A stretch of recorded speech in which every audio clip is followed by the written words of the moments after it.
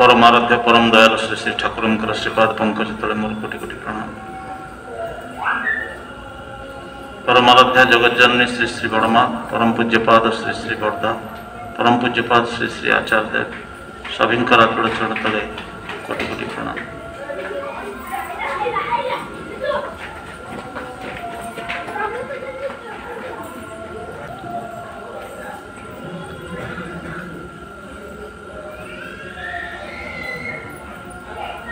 वरण्य कर्मी मंडली प्राणर भाई और माँ मैंने साधु सज्जन भक्त मंडली समस्त प्रणाम।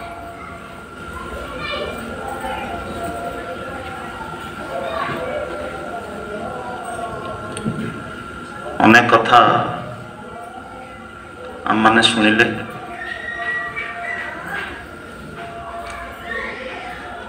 ठाकुर तंकर निजर श्रीमुखरे परम पूज्यपाद श्री श्री बड़दा विषय कहवाक जा गोटे जगार कहते जे मु ही बड़ खोका जो गोटे बेसिक जिनस मु हूँ बड़ खोका। ठाकुर देह जिते असुस्थ होता से इंजेक्शन वाला आसुले कलिकतार डाक्तर आसुले ट्रिटमेंट करने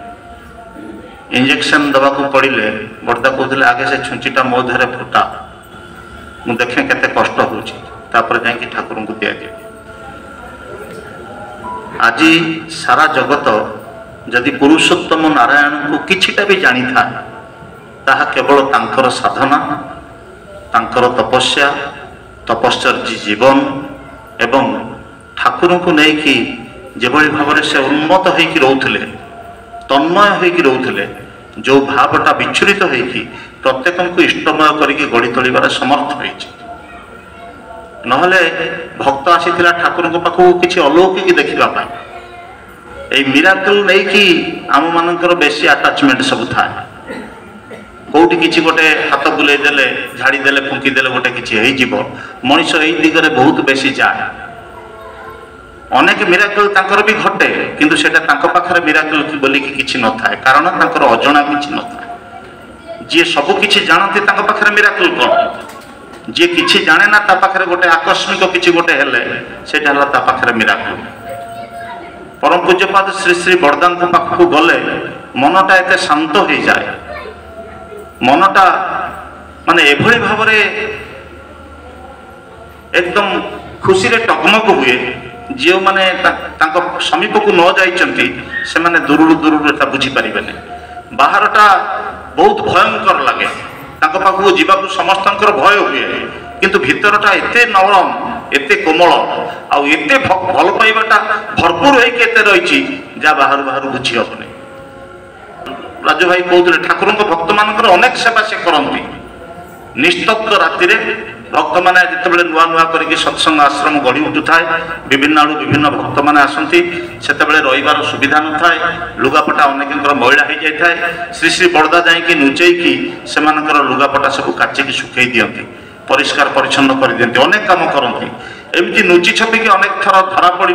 जे श्री श्री बड़दा ही सब कम करुँच ठाकुर बड़ पुओ तेणु से संभ्रमतार सहित जाकि ठाकुर को जनइले एवं तापर अनेक घटना सब तापर रही। ठाकुर जे ईश्वर व्यक्त प्रतीक ठाकुर जे सारा ब्रह्मांडर मालिक स्रष्टा निजे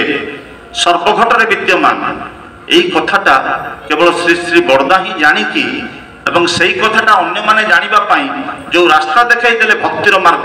सेटा ही आम सारा जगत को आज संजीवित करके आम मैंने आसिक यही अवस्था आज पहुँचीचे। चित्त भाई जो कहते ठाकुर होचंती विश्व ब्रह्मांडर मालिक आ सत्संग जगत को जे सृष्टि कले से होचंती परम पूज्यपाद श्री श्री बड़दा तांकर त्याग तितिक्षा भल पाइबा निष्ठा भक्ति कौटा को भी केतेबेले भी देले समग्र जीवनटा ठाकुरमय समग्र जीवनटा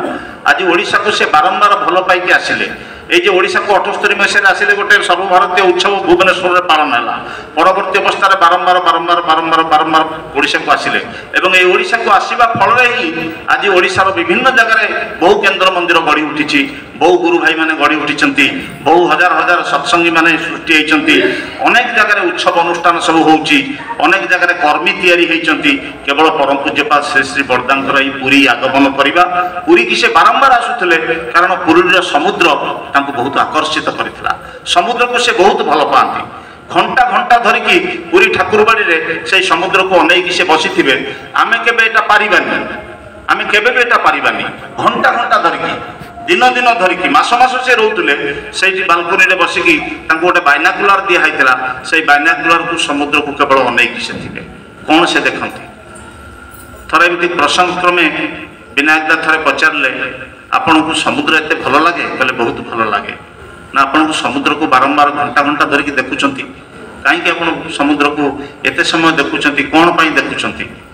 श्री श्री बरदा कहले समुद्र एते विशाल होइकी भी एते अनंत होइकी भी तार स्रष्टा को केबे प्रतिरोध करे ना स्रष्टा को देखिबारे केबे बाधा दिए ना पहाड़टा बहुत बड़ गोटे पहाड़ आप देखिए हिमालय पहाड़ विशाल हिमालय पहाड़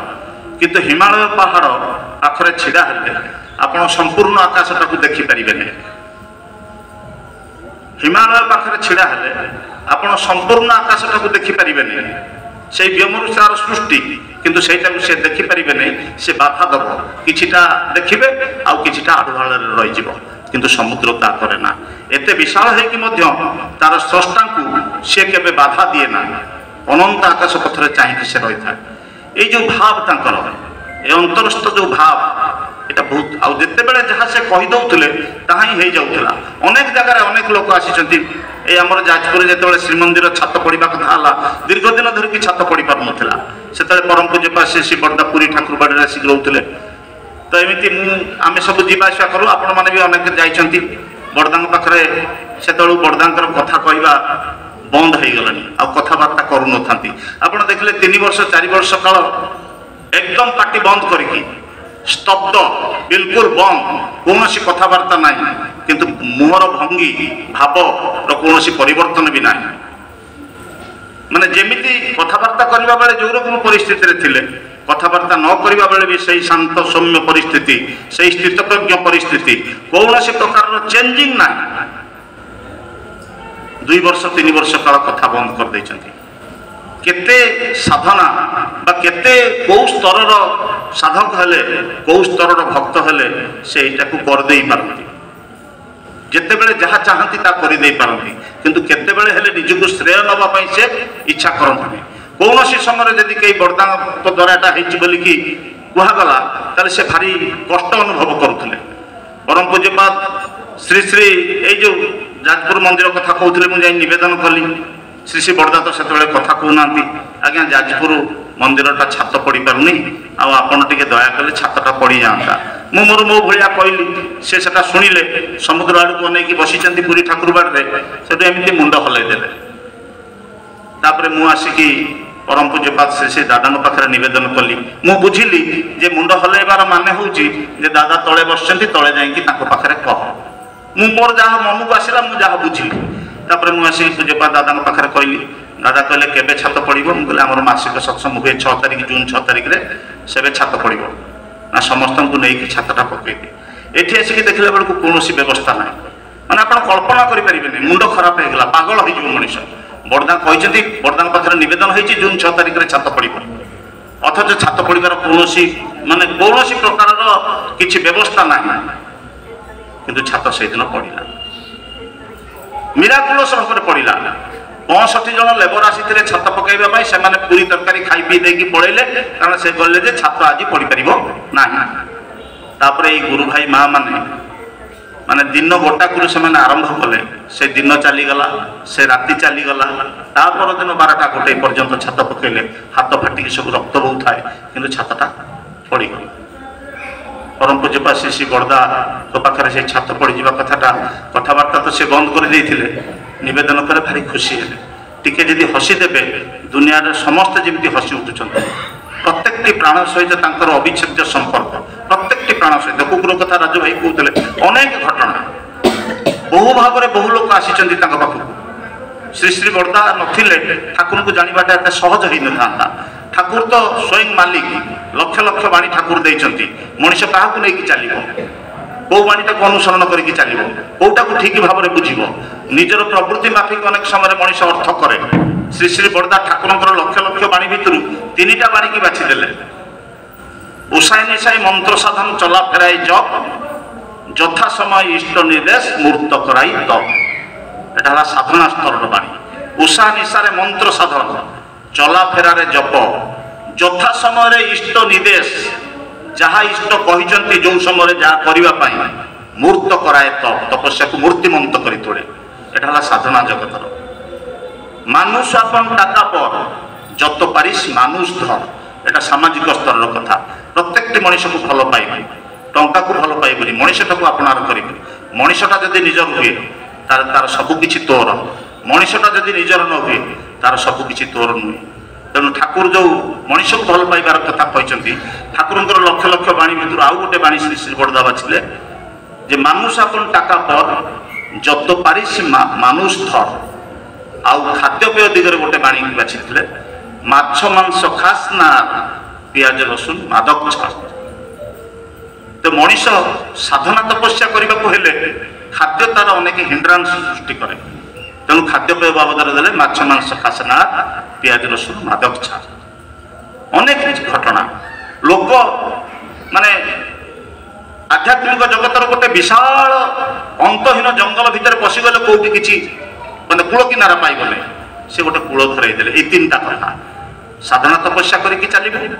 ଶରୀରଟାକୁ ସୁସ୍ଥ ରଖିବା ପାଇଁ ଖାଦ୍ୟ ନିରାମିଷ ଆହାର ଖାଦ୍ୟ କରିବୁ, ଏବଂ ସାମାଜିକ ଅବସ୍ଥାଟାକୁ ଠିକ ରଖିବା ପାଇଁ ମଣିଷକୁ ଭଲ ପାଇକି ଚାଲିବୁ। ୟାରି ଭିତରେ ଲୋକ ଆସ୍ତେ ଆସ୍ତେ ଚାଲିବା ଭିତରେ ଆହୁରି ଅନେକ କଥା ମଧ୍ୟ ଲୋକ ଜାଣିଛି। ପ୍ରତ୍ୟେକଟି ମଣିଷକୁ ତାଙ୍କ ସମ୍ମୁଖକୁ ଗଲା ମାତ୍ରେ ମଣିଷ ସେ ସାଙ୍ଗେ ସାଙ୍ଗେ ତାକୁ ଡିଟେକ୍ଟ କରିଦେଉଥିଲେ। ଶ୍ରୀ ଶ୍ରୀ ବଡ଼ଦା ବି କହିଛନ୍ତି ଯେ କେହି ଆସିଲେ ସମ୍ମୁଖକୁ ତାର ଭୂତ ଭବିଷ୍ୟତ ସବୁଗୁଡ଼ିକ ଜଳ ଜଳ ହେଇକି ଦେଖାଯାଏ, କିନ୍ତୁ ସେ କାହାକୁ ଇଗ୍ନୋର କରନ୍ତିନି। କୌଣସି ଲୋକକୁ କେବେ କିଛି ବ୍ୟଥା ଦେଇନାହାନ୍ତି, କୌଣସି ଲୋକ ମନରେ କେବେ କିଛି ଆଘାତ ଦେଇନାହାନ୍ତି, କାହାକୁ ସେ ହୀନମନ୍ୟ କରିନାହାନ୍ତି। ଯେତେ ନିକୃଷ୍ଟ ହେଲେ ବି ତାଙ୍କୁ ବହୁତ ଉତ୍କୃଷ୍ଟ ସମ୍ମାନ ସେ ଦେଇଛନ୍ତି, ଏବଂ ତାଙ୍କ ପାଖରେ କାହାରିକି ସେ ଛୋଟ କରିକି କହନ୍ତିନି। ସେଇଥିପାଇଁ ପରନିନ୍ଦା କରିବା, ପରଚର୍ଚ୍ଚା କରିବା, ପର ବିଷୟରେ ଆଲୋଚନା କରିବା, ଅନ୍ୟକୁ ହୀନ କରିକି ଛୋଟ କରିକି କହିବା, ନିଜେ ଅହଙ୍କାରୀ ହେଇକି ଅନ୍ୟମାନେ କିଛି ଜାଣନ୍ତିନି ବୋଲି କହିବା, এই ପ୍ରକାର ଜିନିଷ କେହି ସ୍ପର୍ଦ୍ଧା କରନ୍ତିନି ତାଙ୍କ ପାଖରେ କହିବା ପାଇଁ। ଆସାମର ଅନେକ ଲୋକ ସତ୍ସଙ୍ଗ ଜଗତର ଯେତେବେଳେ ଆରମ୍ଭ ହୁଏ, ଆସାମର ଅନେକ ଭକ୍ତମାନେ ସବୁ ଆସିଥିଲେ, ଯେଉଁମାନେ ଶ୍ରୀ ଶ୍ରୀ ବଡ଼ଦାଙ୍କ ସହିତ ଅଶୋକାଶ୍ରମରେ ବସୁଥିଲେ। ସେ ଅଶୋକାଶ୍ରମରେ ବହୁ ଲୀଳା ରଚନା କରାହେଇଛି। ଶ୍ରୀ ଶ୍ରୀ ବଡ଼ଦା ରାତି 2ଟା 3ଟାରୁ ଉଠିକି ଯାଇକି ସେମାନଙ୍କୁ ମଶାରୀ ତଳେ ନାମ କରୁଛନ୍ତି କି ନାହିଁ, କ'ଣ କରୁଛନ୍ତି କ'ଣ ନ କରୁଛନ୍ତି, ଏସବୁ କଥା ତାଙ୍କୁ ସେ ପ୍ରତ୍ୟକ୍ଷ ଭାବରେ ତଦାରଖ କରୁଥିଲେ। ଯେତେବେଳେ ସେମାନେ ଆସୁଥିଲେ ରହୁଥିଲେ, ଘରକୁ ଯିବେ, ଶ୍ରୀ ଶ୍ରୀ ବଡ଼ଦା ନିଜେ ତାଙ୍କୁ ଲୁଚି ତରକାରୀ ବା ରୁଟି ତରକାରୀ ତିଆରି କରେଇକି ବାଟରେ କ'ଣ ଖାଇବେ ତାଙ୍କୁ ସବୁ ଟିଫିନରେ ପୁରେଇକି ଦେଉଥିଲେ। ସେମାନେ ସବୁ ନେଇକି ଯାଉଥିଲେ। ଏତେ ସେବା ପରାୟଣ ହେଇକି ସେମାନଙ୍କୁ ବାନ୍ଧି ରଖିଥିଲେ। ଦୀନନାଥ ଶର୍ମା ବୋଲିକି ଜଣେ ଋତିକ ଥିଲେ, ଦୀନନାଥ ଶର୍ମା, ଯିଏ ଋତିକ ପାଞ୍ଜା ଦିଅନ୍ତି, ମାନେ ଆସାମର କର୍ମୀ, ଆଶ୍ରମରେ ରହୁଥିଲେ, ହୋଲ୍ ଟାଇମର, ସିଏ ଋତିକ ପାଞ୍ଜା ଦିଅନ୍ତି। ତ ଶ୍ରୀ ଶ୍ରୀ ବଡ଼ଦାଙ୍କ ପାଖରେ ଅନେକ ଲୋକ ବସିଛନ୍ତି। ସେତେବେଳକୁ ରବିନ୍ଦା ବି ଥାନ୍ତି। ରବିନ୍ଦା ଯାହାଙ୍କର ଡେଥ୍ ହେଇଯାଇଥିଲା ଭଦ୍ରକରେ। ରବିନ୍ଦା ହେଉଛନ୍ତି ଆସାମର ମାନେ ଏକଦମ ଅନନ୍ୟ ସତ୍ସଙ୍ଗୀ ଜଣେ, ଅନନ୍ୟ କର୍ମୀ ଜଣେ ସତ୍ସଙ୍ଗର, ଅସାଧାରଣ କର୍ମୀ ରବିନ୍ଦା। ତ ରବିନ୍ଦାକୁ କହିଲେ, ବୁଝିଲୁ ରବିନ, ମାନେ ମଣିଷକୁ କେମିତି ଦେଖାଯାଏ, ବୁଝିଲୁ ରବିନ, ଏ ଦିନଟାକୁ ଦିନେ ଗାଳି ଗୁଲଜ କରିକି ମୁଁ ଦେଖିବାକୁ ଚାହେଁ ଯେ ମୁଁ ତାକୁ ଗାଳି ଦେଲେ, ମୁଁ ତାକୁ କିଛି ଖରାପ କଥା କହିଲେ ତାର ମୁହଁର ଭାବର ପରିବର୍ତ୍ତନ ହେଉଛି କି ନା। ଦିନୁଦାଙ୍କୁ ସେ ଗାଳି ଦେବେ, ଦିନୁଦା ବଡ଼ଦାଙ୍କର ଗାଳି ଶୁଣିକି କେମିତି ତାଙ୍କର ଭାବର ରୂପାନ୍ତର ହେଉଛି ସେଇଟାକୁ ବଡ଼ଦା ଦେଖିବା ପାଇଁ ତାକୁ ଗାଳି ଦେବେ। ଏଇ କଥାଟା ସେ କହିଲେ ରବିନ୍ଦା। ରବିନ୍ଦା ଭାବିଲେ ମୁଁ ବୋଧେ ବଡ଼ଦାଙ୍କ ପାଖରେ କିଛି ଗୋଟେ ସ୍ପେଶାଲ, ଯେ ଦିନେ ଅଗୋଚରରେ ସିଏ ଦିନୁଦାଙ୍କୁ ଗାଳି ଦେବେ, ଏଇ କଥାଟା ତା ଅନ୍ୟ କାହାକୁ କହିଲେନି, ମୋତେ ଡାକିକି କହିଲେ, ତ ମୁଁ ବୋଧେ ଗୋଟେ ସମଥିଙ୍ଗ ସ୍ପେଶାଲ। ତ ଯାହା ହେଲେ ବି ତ ନିଜ ରାଜ୍ୟର ଜଣେ କର୍ମୀ, ବଡ଼ଦା ଗାଳି ଦେଲେ ଯଦି ଆଙ୍କର ଭାବାନ୍ତର ହୁଏ ତାହେଲେ ଆଙ୍କର ଭକ୍ତିଟାର କିଛି ସ୍ଖଳନ ଘଟିଛି ବୋଲିକି ଧରା ପଡ଼ିଯିବ। ତେଣୁ ମୋରି ଭାଇଟା, ଗୋଟେ ରାଜ୍ୟର ଆମେ, ଇଏ ସେଠୁ କ'ଣ କଲେ ନା ଦିନୁଦାଙ୍କ ପାଖରେ କହିଦେଲେ, ଏ କଥାଟା କହିଦେଇଛନ୍ତି ଏବଂ କହିଛନ୍ତି ଏଇଟା ଆପଣ କେଉଁଠି କହିବେ। ଶ୍ରୀ ବଡ଼ଦା ମୋତେ ଡାକିକି କହୁଥିଲେ। ता परदिन जितेबाला श्री श्री बड़दा पाखक समस्ते गले तो रविंदा भी गले। रविंदा जाकि जितेबाला प्रणाम कले बड़दा कहले दिनू के सब बोला हो गए तो रविंदा कहले सी दिनुदा को कौन टेस्टेड करेंगे मुझे टेस्टेड हो गली कहले मुझे तो भरोसा करके गोटे कथा कहली तू रविन की सब कहीदेचु ना दिनुदा को सब दिनू को सब कहीदेचु तो से आँ कर प्रकृत कथाटा दिनुदा नथिला ये कथाटा को रखिपार कि ना एमती जीवन साधना पथरे अनेक दिग देकी से मनीष को तैयारी करती बहुत दिग देकी तैयारी करती तेणु आज तंकर ये पवित्र 115तम आविर्भाव दिवस यही दिवस आमे माने तांकर देइथिबा पथ को अनुसरण करिक चलिबा एवं परम दयाल दया करिक आमको से आचार्य परंपरा दे जाइछंती। परम पूज्यपाद श्री श्री बड़दा परम पूज्यपाद श्री श्री दादा एवं परम पूज्यपाद श्री श्री दादा अधुना आचार्य देव आज से रास्तार आम मान अनुप्रेरित करुँच घंटा घंटा धरिकी लोक मानकर आपत्ति अभियोग सुख दुख व्यथा वेदना जंत्रणा देहपा असुख विसुख घर समस्या परिवार समस्या जावतीय कथा से शुणिकी तार निराकरण उपाय दौरान एवं आम मानकर जड़े मालिक अच्छा आमे माने बेसहारा नुहति यही प्रत्ययटा आम मान भितर धीरे धीरे जाग्रत होची साधना स्तर आगेबार सबुठ गोटे बड़ माने आश्रय तेणु ही आश्रय करके चलवा परम पिता रातुल चरण तले आपण मानकर प्रति प्रत्येक मंगल कामना कर रही। वंदे पुरुषोत्तमं वंदे पुरुषोत्तमं वंदे पुरुषोत्तमं परम प्रेम श्री श्री ठाकुर अनुकूल चंद्र जी की परम प्रेम श्री श्री ठाकुर अनुकूल चंद्र जी की परम प्रेम श्री श्री ठाकुर अनुकूल चंद्र जी की परम आराध्या जगत जननी श्री श्री बड़मा की परम आराध्या जगत जननी श्री श्री बड़मा की परम आराध्या जगत जननी श्री श्री बड़मा की परम पूज्यपाद श्री श्री बड़दा की परम पूज्यपाद श्री श्री बड़दा की परम पूज्यपाद श्री श्री बड़दा की परम पूज्यपाद श्री श्री आचार्य देव की परम पूज्यपाद श्री श्री आचार्य देव की परम पूज्यपाद श्री श्री आचार्य देव की सतसंग की सतसंग की सतसंग की वंदे पुरुषोत्तमं वंदे आद्य पितृन् वंदे मातृवर्गं वंदे अहं पुष्टिदैवतं वंदे पुरुषोत्तमं परम प्रेम श्री श्री ठाकुर अनुकूल चंद्र जी की।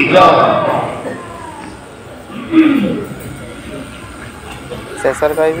सब्सक्राइब लाइक शेयर करूँ। जय गुरु।